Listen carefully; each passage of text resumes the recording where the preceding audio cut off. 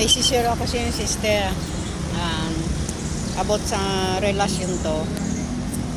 Kung tayo may karelasyon, halimbawa GF or BF pa lang, tayong babae or lalaki, pag meron tayong GF at balak nating magpakasal, pwedeng alamin mo muna yung kanilang family background.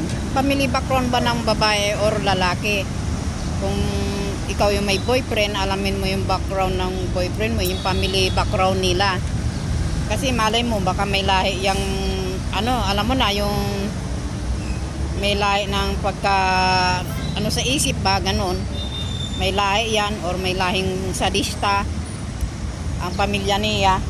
Ikaw yung kawawa bandang huli pag nagsama na kayo. Kailangan malaman mo yung family background niya. Kasi yung mga ganyang family background na may ganyan yung magiging mister mo, mamamana yan ng mga anak natin eh. Kasi nasa dugo na yan eh. Mamamana, kaya mas maganda talaga bago tayo magpakasal sa ating boyfriend or girlfriend, alamin natin yung pamilya nila, family background. Pwede ka naman magtanong sa mga kaibigan niya or sa kapitbahay ng lihim lang or maski sa kanya mismo. Kunyari, makipagkwentuhan ka lang sa kanya, alamin mo yung kamag-anak, ganun-ganon.